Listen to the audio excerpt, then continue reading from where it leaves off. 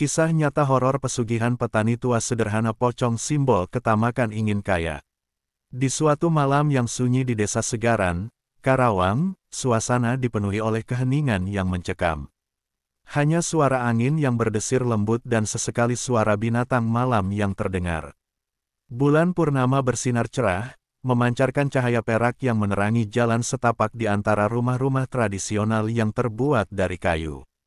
Dinding-dinding rumah yang sudah lapuk itu seakan menyimpan banyak kisah, termasuk cerita mistis yang membuat penduduk desa selalu waspada.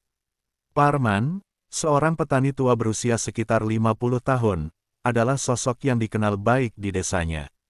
Dengan tubuh yang keriput dan tangan yang kasar akibat kerja keras di ladang, ia memiliki wajah yang penuh kerut, mencerminkan pengalaman hidup yang panjang. Setiap pagi, ia bangun sebelum matahari terbit untuk mengurus ladangnya, menanam padi dan sayuran yang menjadi sumber penghidupannya. Namun, malam itu, ketenangan yang biasa ia rasakan terganggu oleh perasaan tidak nyaman yang menggelayuti hatinya. Sejak beberapa minggu terakhir, kabar tentang penampakan pocong, makhluk gaib yang dikatakan membawa teror, telah beredar di antara warga. Beberapa orang mengklaim melihat sosok putih melayang di antara pepohonan, dan suara tangisan yang tak terduga mengisi malam. Parman, dengan rasa skeptis, awalnya tidak percaya pada cerita-cerita itu. Namun, saat ia mendengar suara-suara aneh dan melihat bayangan samar di kejauhan, hatinya mulai bergetar. Malam itu, setelah selesai merawat ladang, Parman duduk di teras rumahnya. Ia memandangi suasana desa yang tenang sambil menghirup aroma segar dari tanah basah. Namun, pikirannya tidak bisa lepas dari rasa khawatir. Beberapa tetangganya sudah mulai mengunci pintu lebih awal, dan anak-anak tidak lagi berani bermain di luar setelah gelap. Ketakutan mulai merasuki suasana, dan Parman merasa terasing di tengah-tengah keheningan yang mencekam. Ketika malam semakin larut, Parman mendengar desas-desus dari kelompok warga yang berkumpul di balai desa. Mereka membicarakan tentang kehilangan uang dan barang-barang berharga yang dialami oleh beberapa orang. Parman tidak bisa menahan rasa ingin tahunya. Ia memutuskan untuk mendengarkan lebih dekat, berharap bisa mendapatkan penjelasan tentang apa yang sedang terjadi. Di balai desa, suasana semakin tegang. Beberapa warga saling menyalahkan satu sama lain, sementara yang lain mengingat kembali ritual-ritual yang dilakukan oleh beberapa pedagang di desa yang ingin cepat kaya. Dalam benak Parman, terlintas pertanyaan, apakah semua ini berhubungan dengan pocong yang mereka bicarakan? Ia merasa terjebak antara rasa ingin tahunya dan ketakutan yang menggerogoti hatinya. Malam itu, Parman pulang dengan penuh pikiran. Ia memandangi langit yang dipenuhi bintang, namun seolah tidak bisa menemukan ketenangan. Suara-suara malam yang biasa ia nikmati kini menjadi semakin menakutkan. Ia berjanji pada diri sendiri untuk melindungi rumah dan keluarganya dari teror yang mungkin akan datang. Namun, dalam hati, ia tahu bahwa ketakutan ini mungkin bukan hanya miliknya, tetapi juga milik seluruh desa Segaran. Dengan perasaan campur aduk, Parman berbaring di tempat tidurnya. Ia menutup mata, tetapi bayangan pocong dan suara tangisan terus mengganggu pikirannya. Ia berharap esok hari akan membawa kejelasan, tetapi di dalam hatinya, ia merasakan bahwa malam ini hanyalah awal dari sebuah cerita yang akan mengubah hidupnya dan warga desa selamanya. Matahari terbit di atas desa Segaran dengan cahaya jingga yang lembut, membawa harapan baru bagi Parman dan warga desa. Namun, hari itu terasa berbeda. Ketika Parman melangkah keluar dari rumahnya, ia disambut oleh suasana yang sepi. Tidak ada suara tawa anak-anak, tidak ada suara ayam berkokok, hanya hening yang mencekam. Parman merasakan ada yang tidak beres. Ia berjalan menuju ladangnya, tetapi saat melintas di depan rumah tetangganya, ia melihat beberapa orang berkumpul dengan wajah cemas. Jaraknya cukup dekat, dan Parman bisa mendengar percakapan mereka. "Uang saya hilang lagi," seru Ibu Sari, seorang pedagang sayur yang dikenal ramah. "Setiap malam, saya mendengar suara aneh, dan pagi harinya, dompet saya sudah kosong." Berita tentang kehilangan uang mulai menyebar dengan cepat, dan Parman merasa tergerak untuk bergabung. Ia mendekati kerumunan dan menanyakan apa yang sedang terjadi. Salah satu tetangganya, Pak Joko, menjelaskan bahwa beberapa malam terakhir, banyak warga yang kehilangan barang berharga mereka. Ini bukan kebetulan. Semua ini dimulai sejak pocong itu muncul. Serunya dengan nada penuh ketakutan. Parman merasa hatinya bergetar. Pikiran tentang pocong yang telah mengganggu ketentraman desa mulai mengisi kepalanya. Ia ingat cerita-cerita lama tentang makhluk gaib itu, yang konon muncul sebagai akibat dari praktik pesugihan yang salah. Warga desa, dalam pencarian kekayaan, telah melakukan berbagai ritual, dan sekarang mereka harus membayar harga yang mahal. Ketika pertemuan itu berlanjut, suara-suara semakin keras. Beberapa orang saling menyalahkan, sementara yang lain mulai merasa panik. Parman mendengar beberapa nama pedagang yang disebutkan, seperti Darto, si penjual emas, dan Rini, si penjual kain. Mereka adalah orang-orang yang dikenal memiliki kekayaan, namun ada desas-desus bahwa mereka terlibat dalam praktik pesugihan untuk mendapatkan harta tersebut. Jika kita tidak bertindak sekarang, kita semua akan kehilangan segalanya. Teriak Pak Joko. Warga sepakat untuk melakukan sesuatu. Mungkin mereka perlu menemui dukun atau orang yang berpengalaman dalam mengatasi masalah gaib. Parman, yang awalnya ragu, merasa tergerak untuk ikut serta. Ia tidak ingin terjebak dalam situasi ini, tetapi rasa tanggung jawab terhadap keluarganya dan desa mengalahkan ketakutannya. Ia tahu bahwa jika tidak ada yang berani mengambil langkah, mereka semua akan terus hidup dalam ketakutan. Setelah pertemuan, Parman kembali ke rumah dengan perasaan campur aduk. Malam itu, saat ia bersiap tidur, suara-suara aneh kembali menghantuinya. Ia teringat akan semua yang terjadi, dan ketakutan mulai merayap ke dalam pikirannya. Ia merasa seolah-olah ada yang mengawasinya dari kegelapan luar. Ketika hari berganti malam, Parman memutuskan untuk berjalan-jalan di sekitar desa, berharap bisa mendapatkan jawaban. Saat melintasi ladang yang sepi, ia merasakan angin dingin yang membuat bulu kuduknya merinding. Tiba-tiba, suara tangisan lembut terdengar di kejauhan. Tanpa sadar, ia mengikuti suara itu, berusaha mencari tahu dari mana asalnya. Suara itu semakin jelas, dan saat Parman mendekat, ia melihat sosok putih melintas di antara pepohonan. Jantungnya berdebar kencang. Ia tahu, ini bukan sekadar ilusi. Pocong itu nyata, dan seolah-olah menyuruhnya untuk mendekat. Namun, nalurinya berteriak untuk menjauh. Dalam dilema, ia terjebak antara rasa ingin tahu dan ketakutan yang mendalam. Ketika pocong itu menghilang dalam kegelapan, Parman kembali ke rumah dengan perasaan cemas. Ia menyadari bahwa semua ini berkaitan dengan tindakan pesugihan yang dilakukan oleh beberapa orang di desanya.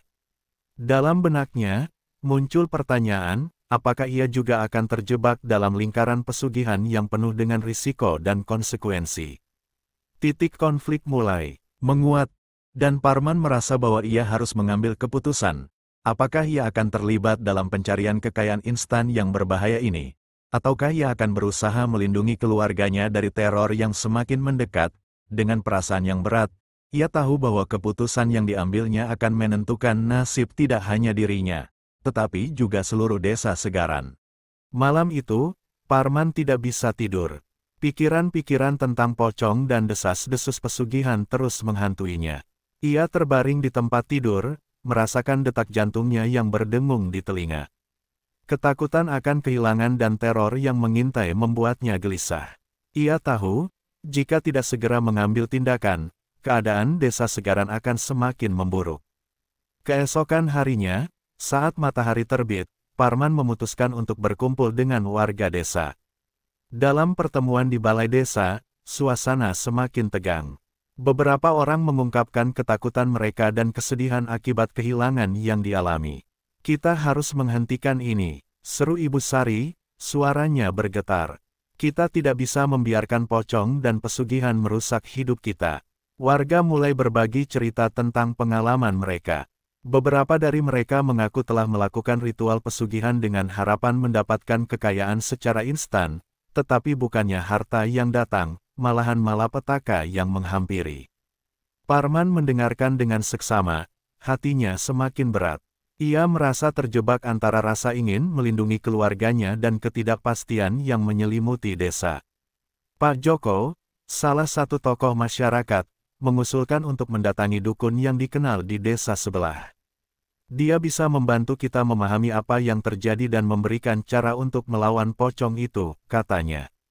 Warga sepakat, dan mereka merencanakan perjalanan ke desa sebelah untuk menemui dukun tersebut. Parman merasa keraguan menggerogoti hatinya. Ia tidak percaya pada hal-hal gaib, tetapi keadaan mendesaknya untuk mencari solusi.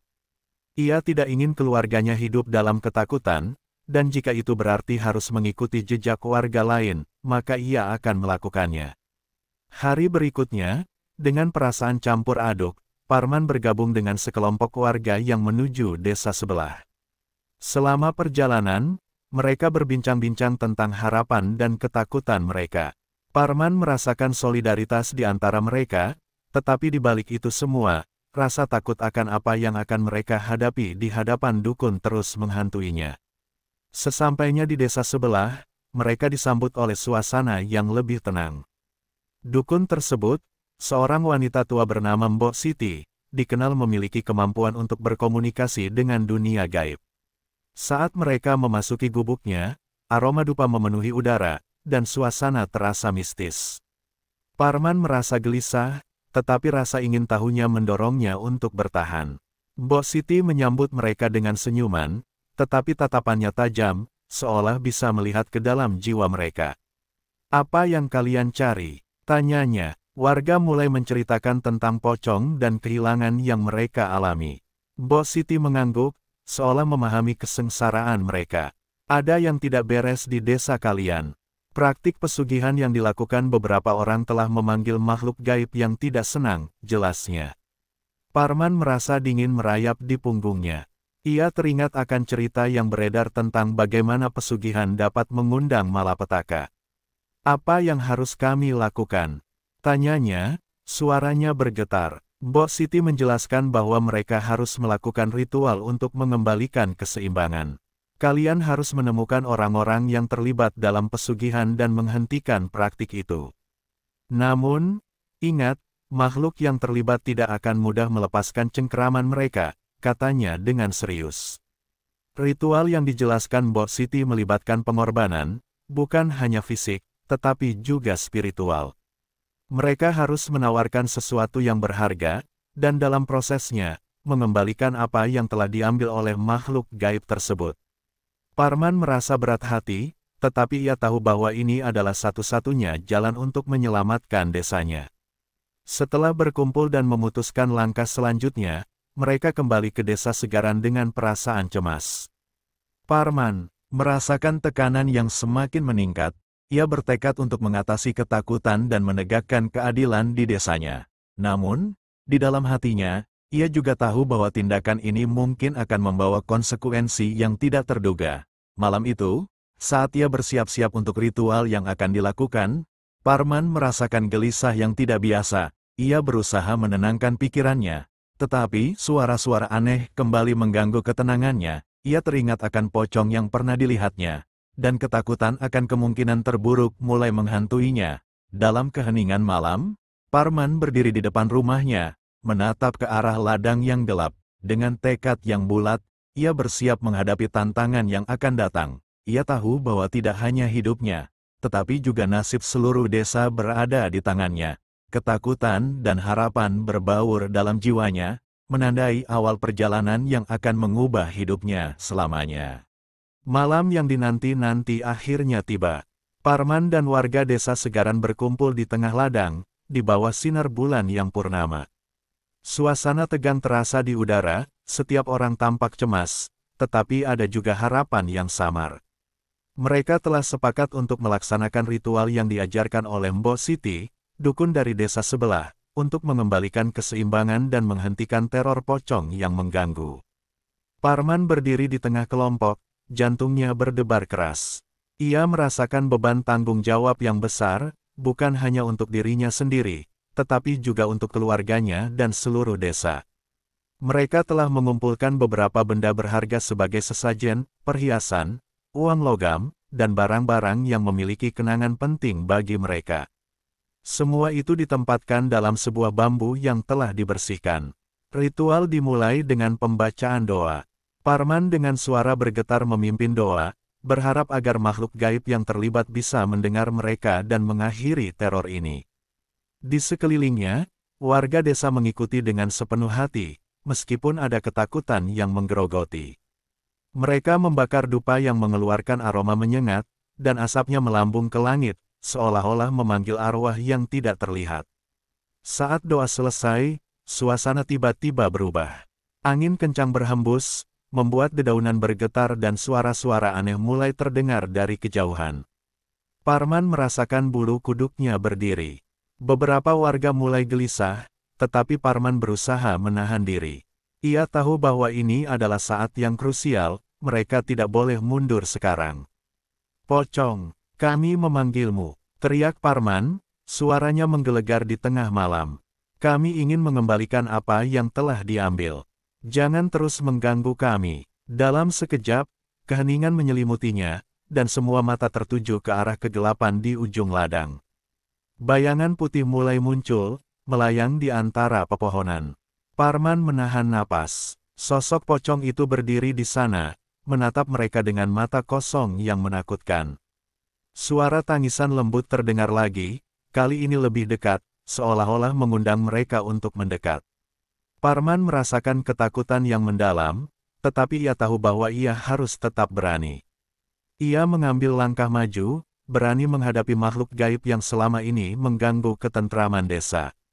"Jangan takut," teriaknya, meskipun hatinya bergetar. "Kami ingin mengakhiri semua ini. Kami bersedia mengembalikan apa yang telah diambil." Dengan suara yang bergetar, Parman mengulurkan tangan, menunjukkan sesajen yang telah mereka siapkan. Tiba-tiba, pocong itu bergerak mendekat. Warga desa tertegun, beberapa di antara mereka berteriak, tetapi Parman tetap teguh. Ia merasakan getaran energi di sekelilingnya. Pocong itu berhenti di depan Parman, dan suasana semakin tegang. Parman bisa merasakan ada sesuatu yang tidak beres, seolah-olah ada kekuatan yang lebih besar sedang bermain di balik semua ini. Dalam sekejap, pocong itu membuka mulutnya, dan suara yang dalam dan menyeramkan terdengar. "Kalian tidak dapat menghindar dari apa yang telah kalian lakukan." Suara itu menggema, membuat semua orang terdiam. Parman merasakan ketakutan melanda, tetapi ia berusaha untuk tidak menyerah. "Jika kami salah, kami ingin memperbaikinya." Parman berseru, "Kami tidak ingin kekayaan yang diperoleh dengan cara ini. Kami hanya ingin hidup damai." Suaranya menggema di tengah malam, dan saat itu, pocong itu seakan terdiam. Sebuah cahaya terang muncul di sekelilingnya, tetapi bukan cahaya yang menenangkan. Tiba-tiba, suara tawa menyeramkan terdengar dari kegelapan. Dari balik bayangan, sosok lain muncul, seorang pria berpenampilan menyeramkan dengan tatapan tajam. "Kau pikir ini semua bisa diakhiri dengan mudah? Kekayaan yang kalian cari bukan tanpa harga," katanya, sambil tertawa, mengejek. Parman merasa dunia di sekelilingnya bergetar. Ia menyadari bahwa mereka tidak hanya berhadapan dengan pocong, tetapi juga dengan kekuatan yang lebih besar, entitas yang menginginkan jiwa dan pengorbanan yang lebih banyak. Dalam hati, ia merasa penyesalan mendalam. Ia teringat bagaimana ia dan warga desa terjebak dalam ambisi dan ketamakan yang tidak berujung. Tanpa peringatan, pocong itu melangkah maju dan menghilang ke dalam kegelapan. Rasa takut dan penyesalan memenuhi hati Parman.